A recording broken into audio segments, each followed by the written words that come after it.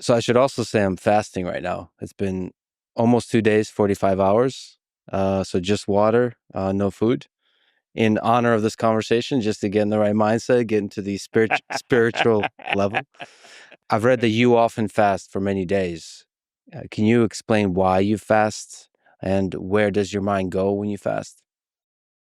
First of all, I'm truly pleasantly surprised and honored that you're fasting.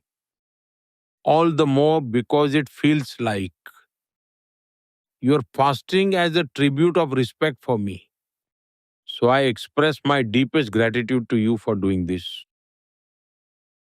In India, our religious traditions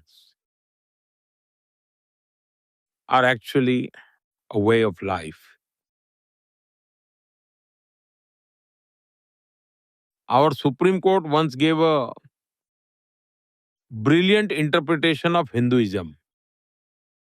They have stated that Hinduism is not about rituals or methods of worship, but rather it's a way of living, a philosophy that guides life itself. And in our scriptures, there is deep discussion on elevating the body, mind, intellect, soul, and humanity.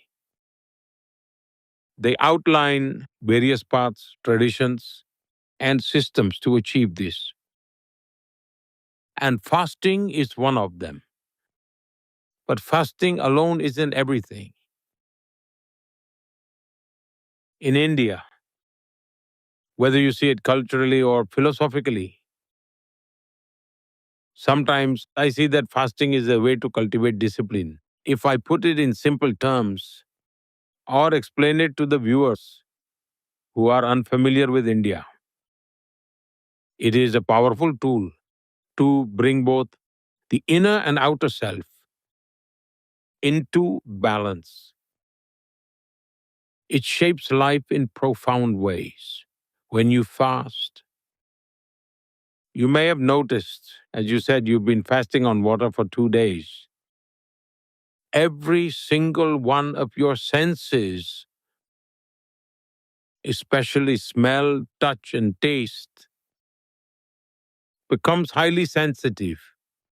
You may even notice the subtle aroma of water itself, something you probably never noticed before when drinking it. If someone walks past you carrying tea, you will catch its aroma just like you would with coffee. A small flower you've seen before, you will see it again today. But now you can perceive its details more vividly. Your senses become extra sharp, highly aware, and fully tuned in. And their capability to observe and to respond multiplies and grows sharper. I have personally often experienced this. Another thing I've experienced is that fasting can greatly accelerate the thinking process and can give a fresh perspective. You start thinking outside the box. I don't know if everyone experiences this, but I certainly do. Most people assume that fasting simply means giving up food or not eating.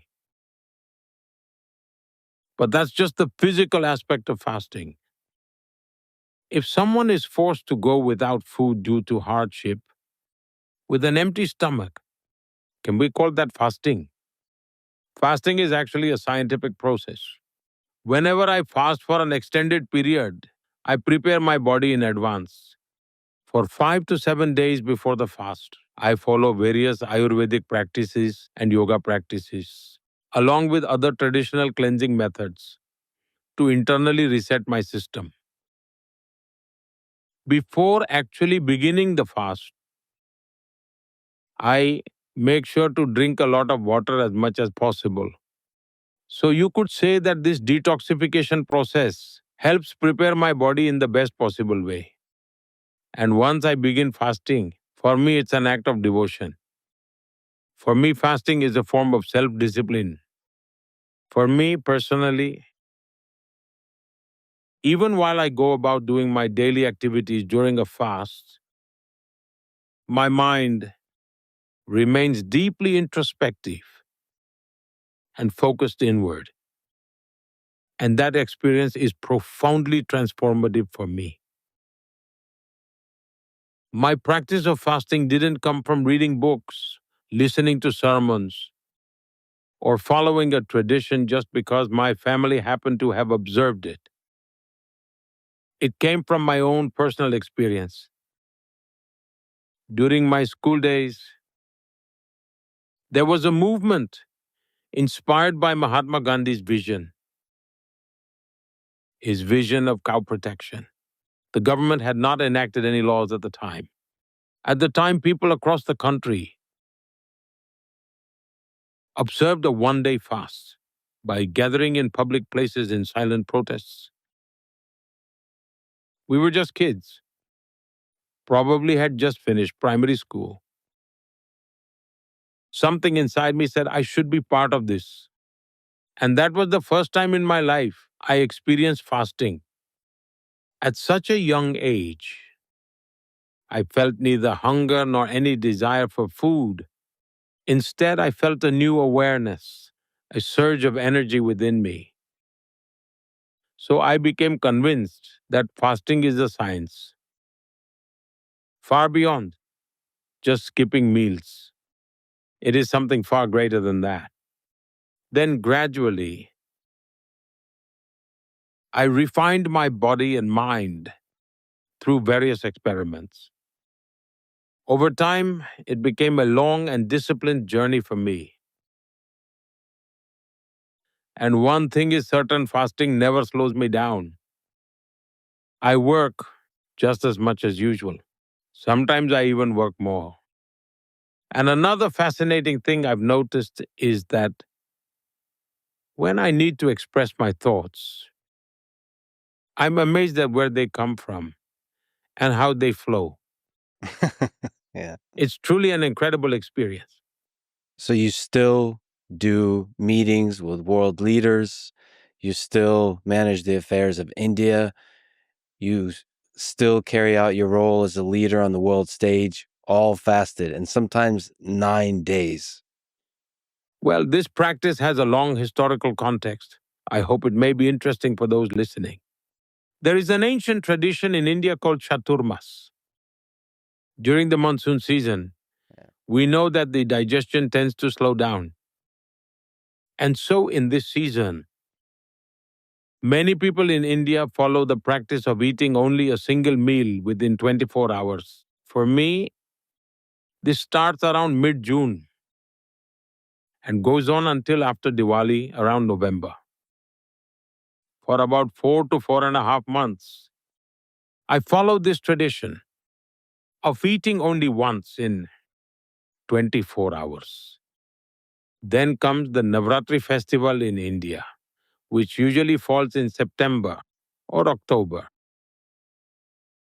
During this time, the whole country celebrates Durga Puja, a festival of strength, devotion, and spiritual discipline. This lasts for 9 days. During this time, I completely abstain from food and only drink hot water. Although drinking hot water has always been a part of my daily routine, my past lifestyle was such that I naturally developed this habit over time. Then, in March or April, another Navratri occurs, called Chaitra Navratri. This year, it will likely begin around March 31st. During this 9 day fast, I eat only one specific fruit once a day. So for those 9 days, if let's say I choose papaya, then for all 9 days, I won't touch anything else, just papaya. That too, I eat only once a day. That's how I follow my 9 day fasting routine. So there are numerous fasts I keep throughout the year. And this has become a deeply ingrained tradition in my life. Perhaps I can say that I've been following these practices for 50 to 55 years. Has there been times when you met with a world leader and completely fasted? And maybe what do they think about that? What do they think about your ability to do that kind of thing? And you're right. I should mention that from even my 2 days, my ability to be present, my ability to sense everything, sharply focus on this experience is elevated. But yes, is there stories with a world leader that maybe jump to mind when you were fasted? Well, most of the time, I don't even let people know about it. It's my personal matter. So I never publicized it. But people gradually started finding out. It became known only after I became chief minister and prime minister. Otherwise, it was purely personal. Mhm. But now that it's out in the open, I don't mind sharing. If someone asks, I tell them so it might be useful to them because it's not my personal property. It's my experience. And if that can help someone, why not share it? After all, my life has always been devoted to the well being of others. For example, after I became prime minister, I had a bilateral meeting at the White House with President Obama.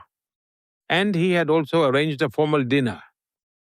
Then, as discussions between the two governments progressed, someone said, "Please join us for dinner." To which another replied, "But the Prime Minister doesn't eat." This left them a bit concerned. How do you host the leader of such a major nation at the White House without serving food? When we sat down, they brought me a glass of hot water. I turned to President Obama and jokingly said, "Look, my dinner has arrived," as I placed the glass in front of me. Later, when I visited again, he still remembered. He smiled and said, "Last time you were fasting. This time we're having lunch. Since you're not fasting, you'll have to eat twice as much."